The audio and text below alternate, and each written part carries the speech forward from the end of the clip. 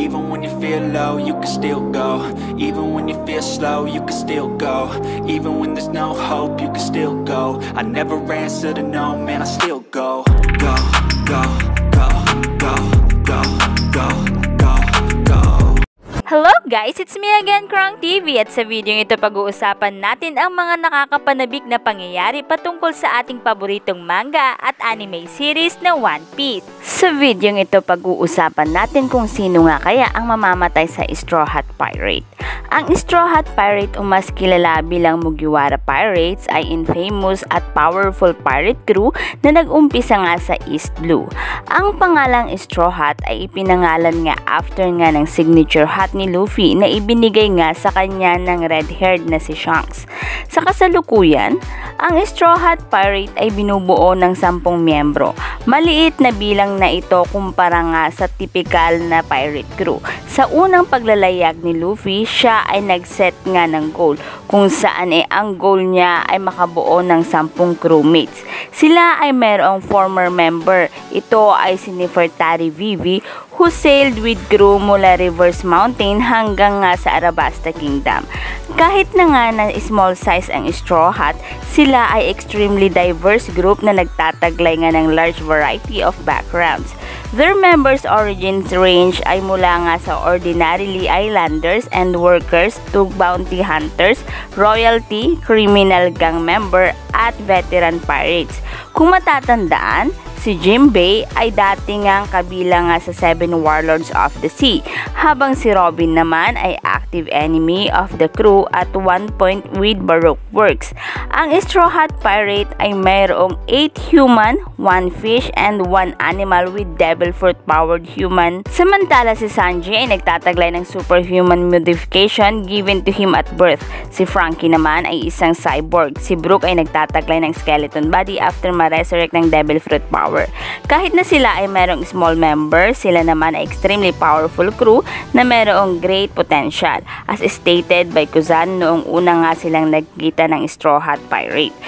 Pero ito nga guys, kahit na nga gaano nga kalakas ang Straw Hat Pirate, mayroon pa nga rin ang mamamaalam o mamamatay sa kanila.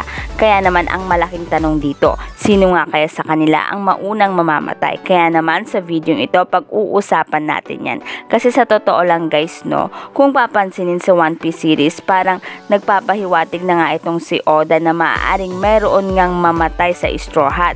Bukod nga dyan, based na rin sa mga nakaraang chapter, it doesn't matter kay Oda kung malakas o sikat yung character, basta time niya na, diba? At saka guys no, hindi tulad ng dati, unti-unti nang napapansin ng mga kalaban ang kakayahan ng Straw Hat Pirate. Dahil dito, lumiliit na rin ang mundo nila. Ibig sabihin nito ay malapit na nga sila sa gulo. And based nga sa suspicious tease ni Ichiro Oda, meron ngang mamamatay sa Straw Hat. At ang malaking tanong dito, sino nga kaya ito? So babanggit nga ako guys ng crew ng Straw Hat Pirate na possibly ay mamamatay in the future. Ayon sa teorya, isa nga sa karakter na ito ay si Nico Robin, ang survivor ng Ohara at kilala bilang Light of the Revolution at Devil Child. Siya ay ang nagsisilbing archaeologist ng Straw Hat Pirate at isa nga sa senior officer ng Straw Hat Grand Fleet. Siya ay ang 7th member of the crew and 6th to join. Pero siya ay temporary left during nga ng Water 7 Saga, pero ito ay nag-rejoin din during nga Ines Lobby arc. At pinatunayan rin ng Straw Hat to be formidable opponents with the turn of events at Egghead Island. Ang race nga sa Poneglyphs ay nag-umpisa sa New World at has the battle upang nga makahanap ng taong kaya ngang bumasa ng ancient language. So far nga sa series, si Goldie Roger, Kusuki Oden at si Nico Robin have been able to disappear ang Poneglyphs as Big Mom's daughter na si Pudding ay hinihintay nga ang third eye na ma-awaken. At si Robin ang kanilang greatest bet para ma-reach ang One Piece at upang maging king of the pirates nga itong si Luffy. Dahil dito, masasabing ang importance ni Robin sa series ay too great dahil nga sa siya ay ang survivor ng Ohara Destruction.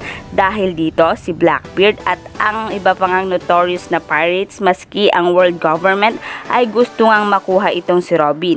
Dahil dito, may possibility na mamamatay itong si Robin at ang pagkamatay ni Robin na ito ay magiging mahirap sa paglalakbay ng Straw Hat dahil sa role nito bilang translator nga ng Poneglyphs.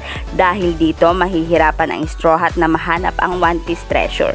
Ang pagkamatay ng isa nga sa Straw Hat crew na siyang makakapagturo sa right direction ay magkakaroon ng malaking impact sa kanila. Pero may lumalabas nga din na teorya na nagsasabi nga guys na kung sakali man na mangyaring ang mamatay itong si Nico Robin, maaaring iset up nga ni Oda ang karakter nitong si Pudding kung saan parang ang siya ang papalit kay Robin. Parang Pudding saves the day, parang ganon. Dahil sinasabing hindi nag-i-introduce ng karakter si Oda nang walang dahilan. Pero ito nga guys, kasunod pa nga rin nito na kung sakali nga daw mamatay itong si Robin, malaki ang chance na si Blackbeard nga ang magiging Pirate King. Pero sa ngayon guys, hindi nga muna natin pag-uusapan ang teorya na yan. So anong sa tingin nyo guys, malaki ba ang chance na si Nico Robin nga ang mamamatay sa Straw Hat Pirate? Kung hindi naman guys, try nyo nga pakinggan itong isa pa kung saan sinasabing ang mamamatay nga daw dito ay si Usopp. Si Usopp ang nagsisilbing sniper nga ng Straw Hat Pirate at isa nga sa senior officer ng Straw Hat Grand Fleet. Siya ay ang 4th member of the crew at ang 3rd to join. Doing so at the end of the Syrup Village arc. Although umalis nga siya during Water 7 arc, bumalik naman siya at the end of Post Ines Lobby arc. Marami nga rin ang One Piece fans ang nagbabahagi nga ng theory about nga sa kung sino nga kaya ang mamamatay sa Straw Hat, habang ang mga high-ranking member ng Straw Hat katulad na lamang ni Zoro, Sanji, Jinbei at Franky ay hindi mawawala sa listahan. Alam natin na si Oda ay mahilig ngang gulatin ang kanyang One Piece fans katulad na lamang ng ginawa niya noon kay Portgas the Ace. Pangarap ni Zoro na maging greatest swordsman. Si Sanji naman ay wish niyang mahanap ang All Blue. Samantala si Franky ay pangarap niya na maging great builder and care for the Thousand Sunny until the end. Si Jinbei naman made a significant sacrifice para kay Luffy at gustong gusto na manatili sa kanya hanggang sa huli. Pero one of the character dreams on the ship may be overlooked at kapag si Usopp ay mamamatay, parang hindi ganon kalaki ang impact. Hindi tulad ng impact sa maaaring pagkamatay ni Sanji o ni Zoro. Pero maaaring para sa One Piece fans, ang pagkamatay ni Usopp ay malaki nga ang magiging epekto. Alam natin na mayroong pagkaduwag si Usopp pero gusto niyang maging matapang na warrior of the sea. Pero kahit na ganon kaduwag si Usopp, palagi naman niya tayong sinosurpresa sa pagtulong sa kanyang mga kasama. Kasi nga kung titignan, si Usopp yung tipo ng tao na hindi isasakripisyo ang kanyang sarili upang nga iligtas ang kanyang mga kasama. Pero ang gusto ni Usopp ay maging isang matapang na warrior of the sea. At ano sa tingin nyo guys ang paraan upang maging matapang na warrior of the sea? Syempre ang iligtas at isakripisyo ang kanyang sarili para sa kanyang mga kasama. At dahil dito malaki ang chance na dito na nga magtapos ang buhay nga ni Usopp.